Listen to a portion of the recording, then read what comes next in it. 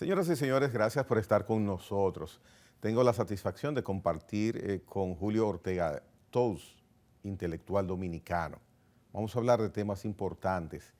Le doy la bienvenida y me gustaría primero, don Julio, tratar el tema de Haití. Empiece a tratarme ese tema por la parte quizás en este momento más significativa. Justamente estamos en el momento, usted me lo comentaba antes de iniciar el programa, Sí, donde se suponía que Jovenel Moïse iba a entregar el poder en una fecha similar hoy, en el día de a hoy, la de hoy, 7 de febrero. así es. Bueno, primero muchas gracias por la invitación de nuevo para poder conversar contigo sobre temas de interés. Y en este caso, la situación de la vecina República de Haití, en donde, según el mandato de la Constitución, aprobada en el año 1997, 87, perdón, cada 7 de febrero, cada 5 años, los periodos son de 5 años, debe juramentarse un nuevo presidente y un nuevo equipo ministerial ser designado. Jovenel Moïse fue juramentado luego de un proceso electoral un poco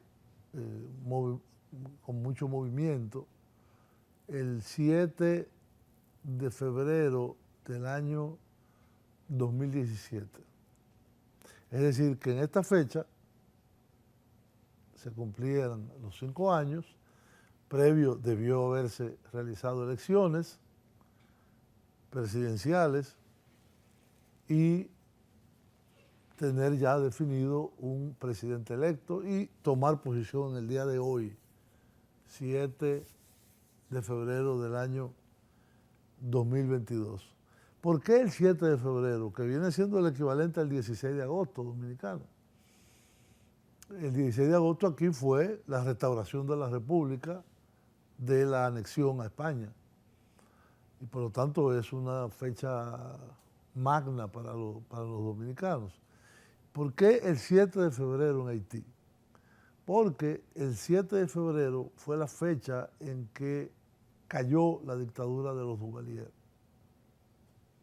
Y, es decir, cayó el último de ellos, que fue el llamado Baby Doc, Jean-Claude Duvalier, y en la Constitución que se redactó al año siguiente y se aprobó el año siguiente, que es la que está vigente, se adoptó esa fecha como simbólica para el traspaso de mando de un presidente a otro. Entonces, el presidente que fue juramentado en el 2017, Jovenel Moïse, fue asesinado el año pasado, en junio del año pasado, 7 de junio. Y el día antes de él haber sido asesinado, él había designado un nuevo primer ministro. En Haití tienen el sistema semipresidencial o semiparlamentario, como se quiera, donde hay un presidente, pero también hay un jefe de gobierno, que es un primer ministro designado por el presidente de la República. Bueno, de hecho el primer ministro ahora es quien está haciendo las veces de jefe de gobierno. Sí, porque no hay presidente. Ante la inexistencia de presidente. No hay presidente.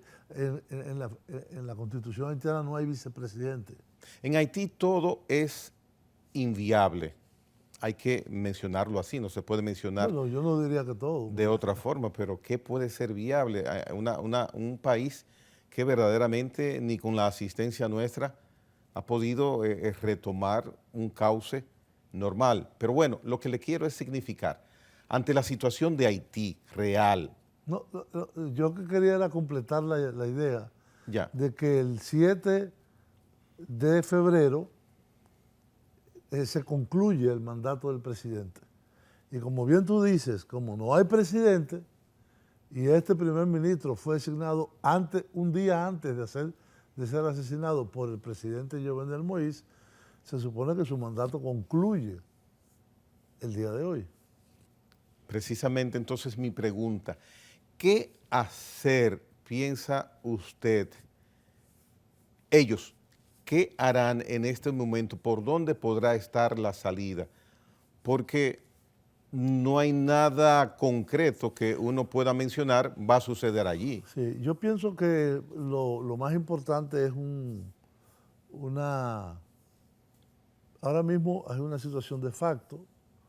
El primer ministro Ariel Henry hizo un Twitter el día 21 del mes pasado de enero, donde decía que su mandato no concluía el 7 de febrero y no daba ninguna razón de por qué no concluía el 7 de febrero. Yo pienso que en Haití, para poder, diríamos, tomar un camino constructivo, lo que debe haber primero es un gran pacto nacional. Un gran pacto nacional que incluya al gobierno del presidente Henry, del primer ministro, perdón, y que incluya a la sociedad civil, a los partidos políticos, a las iglesias, a los empresarios, a los sindicatos, que haya un pacto nacional para ordenar la casa. Y para ordenar la casa quiere decir terminar con la violencia, que es fundamental, o reducirla a su mínima expresión, y segundo, organizar elecciones. Tanto elecciones presidenciales como elecciones parlamentarias, como elecciones locales o municipales, como le decimos aquí. Es que no hay un solo rector en estos momentos que se vea que pueda coordinar, por ejemplo, eso que usted plantea, que tiene sentido. Bueno, debería ser un gobierno provisional, con un mandato provisional de X cantidad de tiempo, eso podría ser discutido, si es 6 meses, si es un año, si son 2 años, para lograr esos objetivos. Y eso es un pacto, eso sería extra constitucional, porque ya la Constitución termina hoy, Sí, ya. el mandato legal, vamos a decir. Sí. Entonces, han habido varias propuestas. En agosto del año 2021, antes del asesinato del presidente Moïse, hubo una extensa y gran cantidad de partidos, movimientos sociales, sindicatos, empresarios, partidos políticos, desde el partido de Martelly, que era el de Moïse, Ted Calais, el famoso partido haitiano. Cabezas rapadas. Sí. Hasta la izquierda, o lo que podría considerarse la izquierda o extrema izquierda en Haití, coincidía la iglesia católica, la iglesia protestante, la iglesia vudú, que en Haití es una fuerza importantísima, coincidieron en un acuerdo que le han llamado el acuerdo del Montana, porque se firmó en un hotel que se llama el Hotel Montana, que está muy cerca de la Embajada Dominicana, por cierto, en Puerto Príncipe. Y se llegó a un acuerdo muy detallado, yo lo he leído y es excesivamente o ampliamente detallado en cuanto a los mecanismos para seleccionar y para actuar de un gobierno provisional. ¿Cuándo fue ese encuentro para concretar ese acuerdo de ese hotel? Agosto del 2021. Ya, o sea, recientemente. Hace menos de un año, Ajá, sí. ajá. Y entonces ahí se acordó que el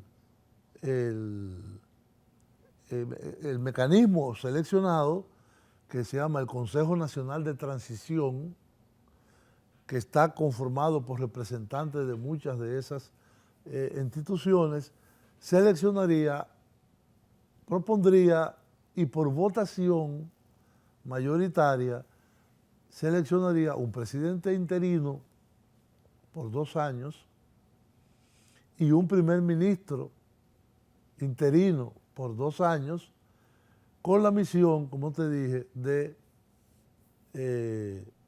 de estabilizar el país en términos de seguridad pública y organizar elecciones. Con esos dos objetivos y evidentemente atender los asuntos corrientes. Por ejemplo, para darte un ejemplo, ahora mismo hay 4 millones de personas en sitios geográficos específicos en peligro, extremo peligro alimentario.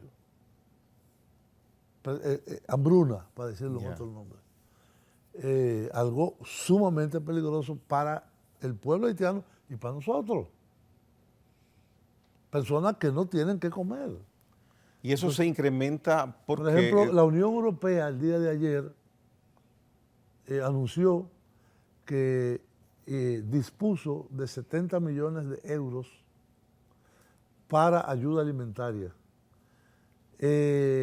Canadá, en la conferencia que se hizo el 21 de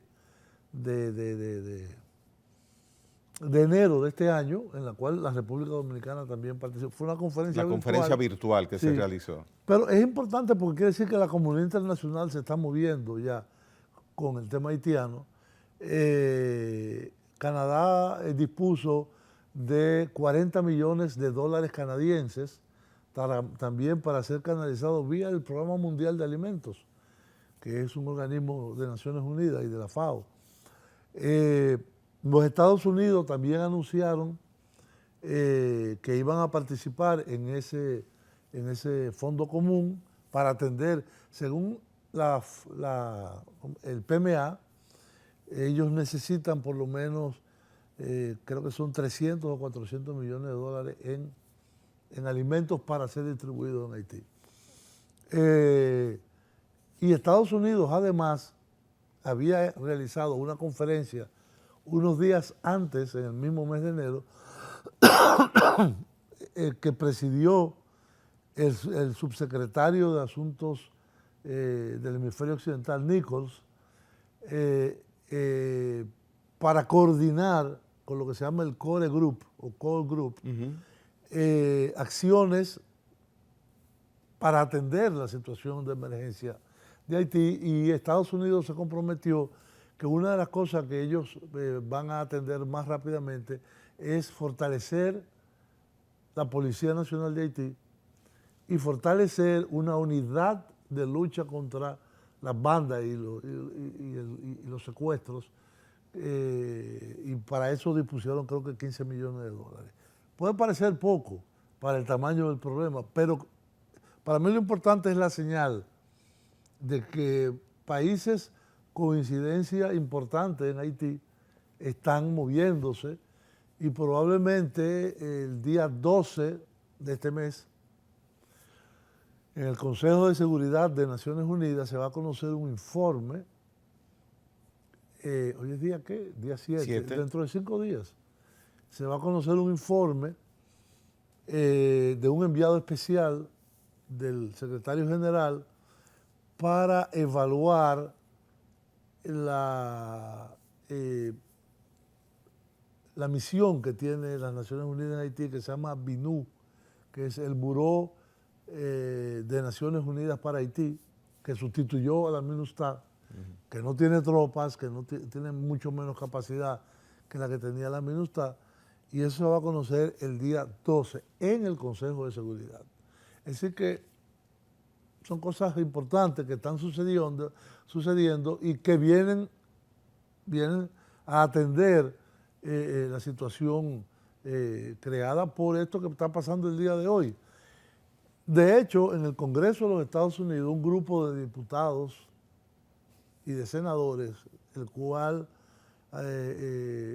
está encabezado por el diputado de origen dominicano Adriano Espaillat, ya hizo una carta pública al presidente Biden y está firmada por unos 20 o 30 parlamentarios norteamericanos para ponerle atención a la situación que vive el pueblo haitiano. Eso es importante. Ojalá pueda aprender esa iniciativa legislativa de ese informe. Más que legislativa, es una carta ya al presidente. Bueno, pero si es hecha por vía legisladores... Pero una iniciativa sí, de representantes y senadores como se le llama en Estados Unidos. Porque lo que usted mencionaba con anterioridad de las inversiones para alimentación, se puede decir que son paliativos importantísimos. De corto plazo, sí. De corto plazo. Sin embargo, lo que se está esperando hace muchos años es que, sobre todo República Dominicana, que lo ha planteado institucionalmente, es que la comunidad internacional fije su atención concreta en Haití. Pero Si eso sucede, es lo que está pasando. sí, lo que pasa es Son que síntomas. de acuerdo. Por ejemplo, la conferencia llamada por Estados Unidos, por el Departamento de Estado, y la conferencia virtual llamada por el gobierno de Canadá, en la que participó el primer ministro de Canadá. En el caso de Estados Unidos participó el subsecretario del hemisferio occidental, pero en el caso de Canadá participó el primer ministro de Canadá en esa reunión. En la vía que tú llamas, que tú dices que yo creo que República Dominicana tiene protagonismo. No solo protagonismo, sino que a veces hemos arado en el desierto, pero hemos seguido haciéndolo y parece que está respondiendo. Hemos sido maduros en ese aspecto. Hemos sido, sí, porque es nuestra propia defensa. Lo que yo quisiera... El propio interés nuestro. Plantearle que usted se hiciera la idea de que Haití es un paciente que está en un hospital y que está en quirófano. Haití necesita cirugía, Haití no necesita aspirina. Entonces, me refiero a que esas medidas de asistencia económica inmediatas que usted, por ejemplo, ha planteado son importantísimas. Los signos que usted indica son importantísimos y puede perfilarse que haya una intención de hacer algo concreto. Ese algo concreto, si se produjese, ¿qué usted esperaría que fuese? Yo esperaría que fuese el apoyo colectivo de la comunidad internacional a un gobierno de transición en Haití. Ya sea Henry, que tiene poca legitimidad, ya sea que ya están los nombres del presidente designado por el Acuerdo del Montana y el primer ministro. Uno fue gobernador del Banco Central, el que ellos proponen de presidente, y fue primer ministro además. Y el que es propuesto como primer ministro es un ex senador por el departamento de Petionville. Yo esperaría, primero, que se concluya en apoyar una salida política, independientemente si es el Montana o no, o el otro, o aquel. Una salida política acordada por los haitianos, que haga consenso entre los haitianos y, evidentemente, eso significa que hay algunos países que tienen, todos los países somos iguales, pero algunos somos más iguales que otros. Entonces, hay algunos países que tienen mucha incidencia sobre la situación en Haití. Verbigracia, Estados Unidos. Verbigracia, Francia. Y Canadá. Hay otros países que han manifestado su interés en ayudar al pueblo haitiano. Verbigracia, México. El presidente López Obrador. ¿México tiene esa intención? Sí, lo ha manifestado el presidente López Obrador, pero claro, México tiene una política de absoluta no intervención en los asuntos internos de los países, que es la llamada, ¿cómo se llama? La doctrina, ahora no me recuerdo el nombre, pero tiene un nombre. La doctrina, es una doctrina de política exterior que está en la Constitución mexicana. Pero evidentemente ayudar, eso no es intervenir, sobre todo si es acordado y solicitado por el país receptor, y más por otros terceros países. Aunque sería interesante que haya permanentemente, por lo menos en este tiempo, en el futuro inmediato, un árbitro que regule y mantenga ese acuerdo que se pueda llegar. El único árbitro tiene que ser Naciones Unidas. Naciones Unidas. Nada más.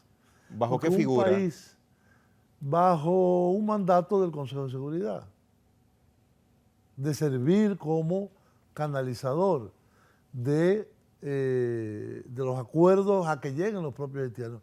Y otro resultado que yo espero sea importante es fortalecer las fuerzas del orden público en Haití.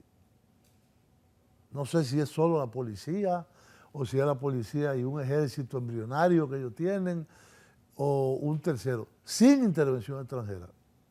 Sin intervención extranjera. Eso que preconizan de que haya una invasión y que haya tropas, eso fracasó. Fracasó con todas las posibilidades de... La MINUSTAH estuvo hasta 17,000 soldados y tuvo 14 años.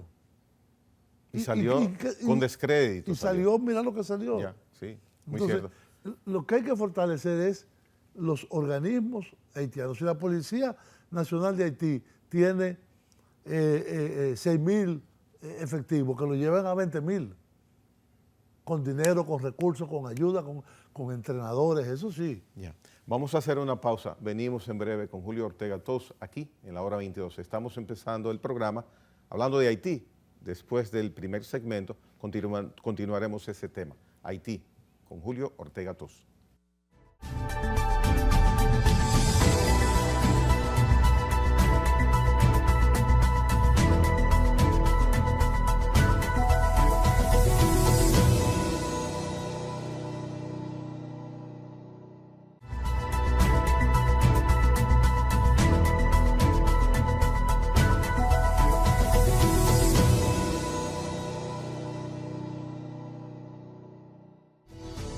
Bien, continuamos conversando sobre Haití. Don Julio Ortega Tos, no quisiera aparentar alarmista con el tipo de pregunta que le voy a hacer, pero hay una realidad.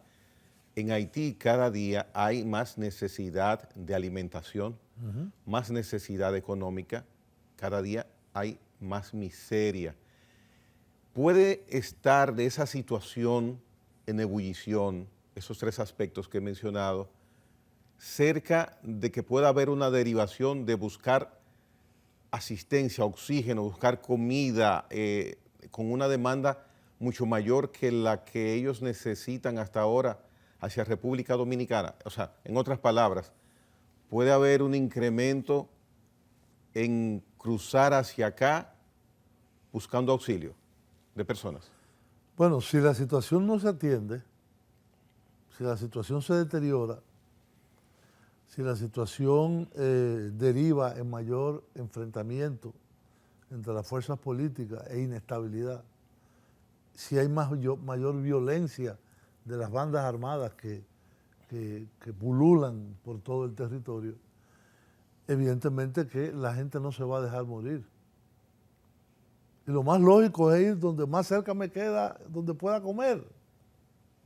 Eso es una cuestión de eso lo hacen los animales. Eso es instinto, eso no es posibilidad, eso es instinto. Mi instinto es sobrevivir. Y para sobrevivir voy donde pueda. Si puedo meterme en una yola e ir a Cuba, e ir a Bahamas, o ir a Jamaica, lo hago, pero también ir a Florida, pero también ir a Santo Domingo, que ahí no tengo que meterme en yola. Entonces, evidentemente, yo sé que ese es un tema que el gobierno dominicano lo analiza y le preocupa. Y nuestra misión en Puerto Príncipe y los organismos de inteligencia y de seguridad viven monitoreando la situación. Yo lo imagino, no es que lo sé. Sí. Es una idea que tengo yo. Porque es la responsabilidad del Estado dominicano. Inclusive se podría ver en los meses pasados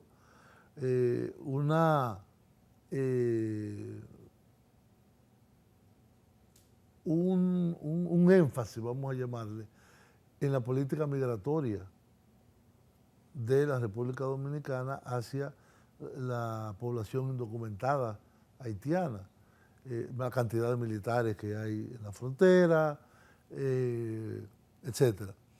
Entonces, evidentemente, nosotros somos los más interesados en meter nuestro servicio exterior, nuestra diplomacia, a insistir en que el mundo tiene que, vía la FAO, vía el PMA, vía la Unión Europea, vía Estados Unidos, vía como sea, o todos juntos, venir en auxilio de esta situación. Es como si hubiera habido un terremoto. Pero cuando tú hablas que hay millones de personas en peligro de hambruna, es terrible. Y en Haití en esos momentos hay millones de personas en peligro de hambruna. Exacto. Entonces, si por ejemplo el hecho de una persona, tú dices, no es que no come nada, pero el hecho de una persona comer una vez al día, eso te va deteriorando. Y es importante resaltar que uno de las ayudas mayores que tiene Haití, y por eso nosotros aquí debemos de poner en el primer plano también eso que pasa aquí, es la migración y las remesas. Haití vive de las remesas, de sus emigrantes. Haití recibe miles de millones de dólares enviados por los haitianos a su familia en Haití. Y eso es lo que le permite mantener, porque Haití ahora mismo no tiene ni turismo. La cantidad de zonas francas que tiene es muy reducida con relación a lo que tenemos nosotros. ¿Qué produce Haití? ¿Qué negocio, qué comercio está activo allá como producción? Que no sea servicio, que usted sepa. Bueno, Haití tiene mucha posibilidad porque Haití tiene minas, pero no es que están en explotación. Haití tiene una pequeña agricultura que fue destruida en los años 90 cuando el gobierno del expresidente Clinton y el Banco Mundial y el Fondo Monetario Internacional impusieron políticas de apertura, que aquí también la impusieron, pero en Haití yo recuerdo economistas dominicanos que alababan que Haití que tenía nada más 5 o 10% de arancel, pero eso destruyó la producción de arroz, la producción de habichuelas, lo que comen allá. ¿Y qué efecto positivo hace el cordón de empresas que hay en la frontera Ojalá con se los extienda, incentivos fiscales? Ojalá se extienda. Porque, por ejemplo, el caso Codevi, que está ahí entre Juana Méndez y Dajabón, esa inversión que es de inversionistas dominicanos, hay 17,000 empleos que repercuten sobre 17,000 familias. Cuando tú hablas de 17,000 familias, multiplícalo por 5, tú estás hablando de 60, 70,000 personas. ¿Y esos 17,000 empleos, qué cantidad hay de haitianos? Todos. Todos. Todos. ¿Y, Porque es ¿y cuándo migran? ¿Cada qué tiempo No, entran ellos y no salen? migran porque es en territorio haitiano. Es decir, Codevi está justo en el guardarraya de frontera del lado haitiano. Ya. Del lado haitiano. Y inclusive ellos ocupan como un saliente que hay entre la frontera dominicana y el río Masacre, y ahora quieren expandirse del otro lado porque hay más demanda. Y ellos, mientras más empresas se instalen en Codevi, más empleo hay en Juanaminte, que es como se llama, que los dominicanos le decimos Juana Méndez. Hubo un proyecto del presidente Clinton y del Banco Interamericano de Desarrollo, muy cerca, en la costa norte, cerca de Cabo Haitiano, que se llama Caracol, y le hicieron unas infraestructuras maravillosas y que supuestamente iban a venir una gran cantidad de inversionistas de Corea del Sur, de Taiwán, pero Caracol no tiene 10,000 empleos, tiene 6 o 7,000. Aquí, por ejemplo, en la frontera sur podría replicarse el mismo caso de Codevi en Anzapitre, o en el caso de,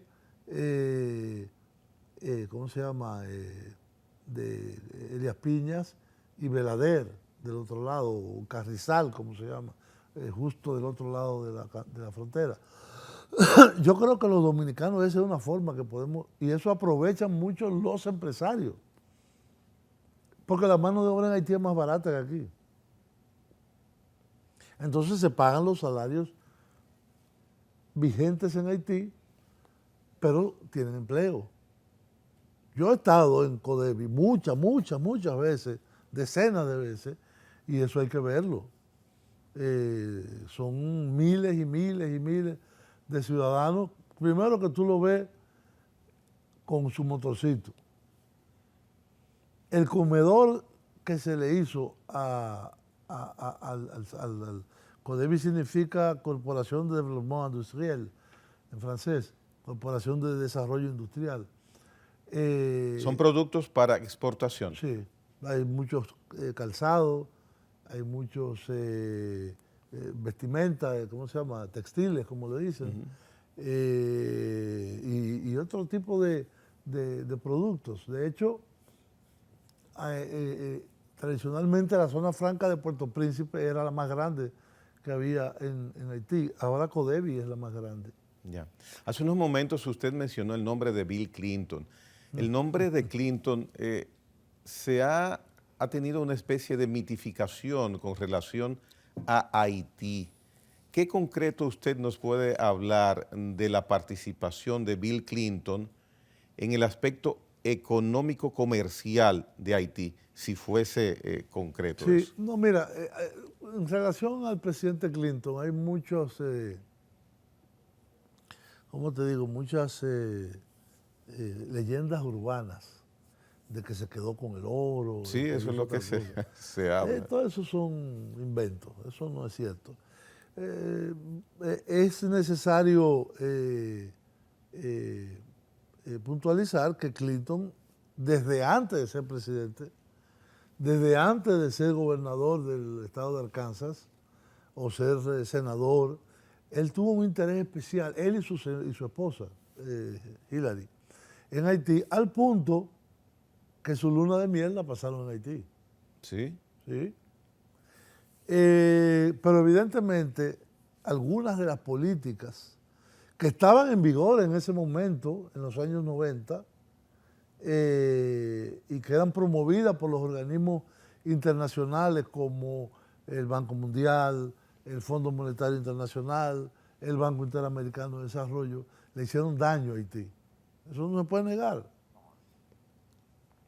Yo no creo que el presidente Clinton haya sido un malvado que fue a saquear y a destruir Haití, pero algunas de él mismo lo ha admitido, él lo ha dicho públicamente, que algunas de las recomendaciones que él propugnó que se pusieran en marcha, como fue esa de la apertura arancelaria que destruyó gran parte de la agricultura haitiana. Ya. Y lo sustituyó por importaciones de productos subsidiados desde los Estados Unidos y desde los países grandes, como los países de la Unión Europea. Pero yo pienso que hay mucha leyenda urbana en lo de la mina de oro que se cogió del mano del Hillary, de los supuestos negocios que él hacía. Él le dedicó mucho tiempo, inclusive estando operado del corazón. Yo lo vi aquí en muchas ocasiones. Y lo que hubo a mi entender fueron opciones que no fueron las mejores para Haití. Destruir las Fuerzas Armadas. Cuando vuelve Aristide en el 94, no sé si tú te acuerdas aquí, una de las primeras acciones fue disolver las Fuerzas Armadas haitianas. Y resulta, y viene a ser que si bien el ejército haitiano había tenido una participación negativa en esos últimos acontecimientos, el ejército haitiano no era lo peor de la historia de Haití, como fueron los Totomacuts, por ejemplo. De hecho, cuando Duvalier, él trató de reducir la incidencia de las Fuerzas Armadas, pero era una institución. Era una institución que los haitianos le temían. Y eso hacía que algunas acciones que después se hicieron, es decir, entre construir una Policía Nacional eficiente y suficientemente grande y disolver las Fuerzas Armadas en el año 94, hubo un vacío enorme. Entonces, ¿qué pasó? Haití se quedó sin instituciones. Ya. Mire, recientemente la Dirección General de Migración dio un plazo mediante una resolución para la presencia y la contratación de personal no regulado haitiano. Se va a empezar a entregar unos carnets denominados, cuyo nombre es habitante fronterizo. Para Pero las esa es personas, otra cosa. sí, pero son acciones que tienden a repercutir en la situación de la preocupación que hoy estamos hablando acá, de que el incremento de migración no regulada siga Sí, creciendo. pero el habitante fronterizo, es decir, el estatus de habitante fronterizo, primero solo es atribuible a los que viven en la población siguiente de la frontera dominico-haitiana. Que vienen y deben de marcharse, o sea, no En tienen... menos de 24 horas. Sí, claro, eso estamos claros. Y tienen un rango, por ejemplo, yo fui a una reunión de que la iban a implementar en Dajabón, pero después la DGM decidió hacerlo en Pedernales, porque Pedernales, al ser más pequeño, es más fácil el piloto poderlo controlar en una población como Pedernales y en Zapitre, que son más pequeñas las dos. Sí, y significó esto porque a medida en que se empieza a tomar una decisión como esta, se empieza, es lo que ha dicho la Dirección General de Migración, a tratar, por ejemplo, el 80-20 de contratación, a que se respete 80% personal dominicano, 20% personal extranjero. O sea, en este momento se empieza a aplicar eso. ¿Es propicio a su modo de ver? El ¿Es 80-20. táctico? Ajá. Bueno, el 80-20 es ley. Desde luego. Más que cualquier otra cosa. Ley existente, pero no aplicada nunca. Ley del Código del Trabajo. Desde luego. El gran problema es que, ya ese es un tema mucho más complejo, es un interés que yo me gustaría algún día poderme sentar a hacer las investigaciones del lugar. El modelo económico vigente, tanto que se habla de modelo, en los últimos 40 años, vamos a decir del 80 o 90, del 81, bueno, del 80 al 2020, son 40 años. En esos 40 años, el modelo económico que se generó posterior al modelo económico de la llamada economía del postre, que era todo con mano de obra dominicana, que era azúcar, cacao, azúcar, café, tabaco y cacao. La sustitución que hubo, que fue turismo, zona franca, construcción y agrobusiness, como le dicen, agricultura de negocio, en una parte sustancial de ese modelo, la mano de obra haitiana fue cada vez más definiéndose como un componente central, que no era un error de las autoridades dominicanas o de las autoridades migratorias o de la corrupción supuesta de las autoridades fronterizas. No, fue un modelo. Por ejemplo, en agrobusiness, te voy a poner el caso del banano. El banano produce mucho dinero en movimiento económico en toda la zona en línea noroeste. Y otro caso de agrobusiness es el tabaco. El tabaco ahora, para hacer los modernos puros que se exportan, que somos muy exitosos en el mundo. Bueno, eso se hace básicamente con mano de obra haitiana. La construcción. Entonces, ¿dónde queda la ley del 80-20? Obsoleta, no adecuada. Yo no, es lo digo que que usted... sea, yo no digo que sea obsoleta, pero que el modelo económico que se implementó violó la ley. No tomó en consideración la ley y los gobiernos se hacían de la vista gorda. Tenemos entonces una situación de hecho. De hecho, no de derecho. No de derecho. Entonces, Porque ahí está la construcción, por ejemplo, que tiene ahora todas las de perder por los precios estrambóticos en que están los materiales. Si entonces actuamos con el aspecto de la mano de obra, el albañil, el pegabloc, el que hace la zanja, ¿qué va a suceder entonces con esa realidad? Sube más el precio.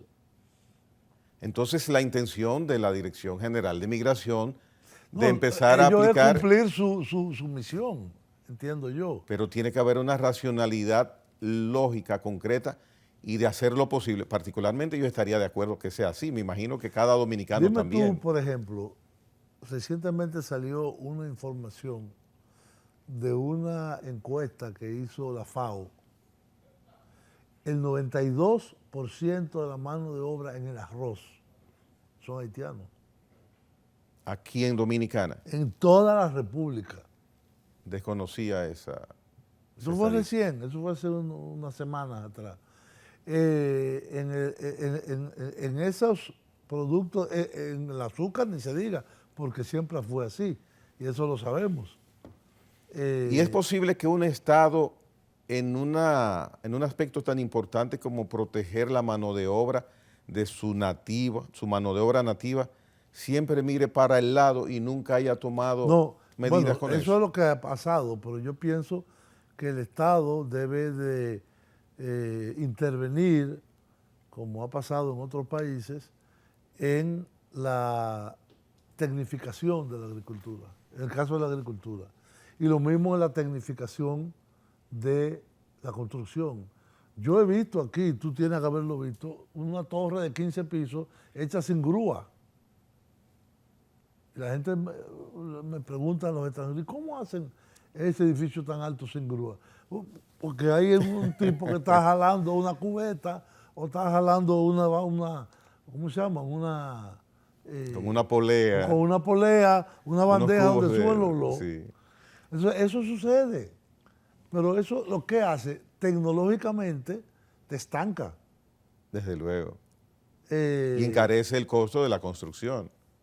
Por más que usted vea, lo encarece. No sé si lo encarece, pero por lo menos tecnológicamente. Ahora, ¿cómo tú lo combates? Tú agarras, por ejemplo, los campos de arroz y tú lo nivelas con láser. Eso cuesta un dinero. Pero el aprovechamiento del agua es total. Segundo, tú metes maquinaria, bueno, en Estados Unidos y en Europa, las grandes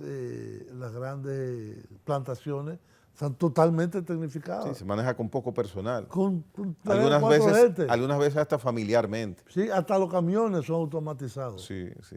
Vamos a hacer una pausa, licenciado Julio Ortega Tuz. Venimos en breve a la parte final de la hora 22.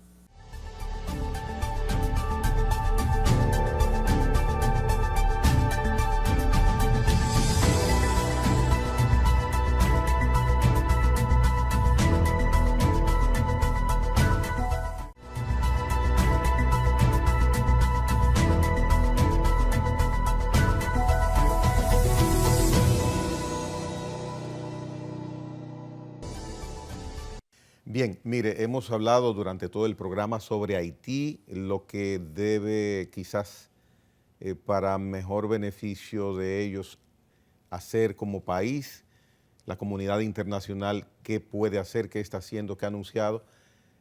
Vamos, estos minutos que quedan, nosotros sobre Haití, cómo nos estamos comportando, el manejo de esta situación a nivel diplomático, a nivel práctico. ¿Cómo usted, evalúa, está actuando hasta este momento el gobierno? El gobierno está haciendo lo que le es posible hasta ahora. Acuérdate que somos un país de recursos limitados, de medios limitados. De hecho, uno de los grandes objetivos es que sea un servicio diplomático profesional de carrera, no lo es.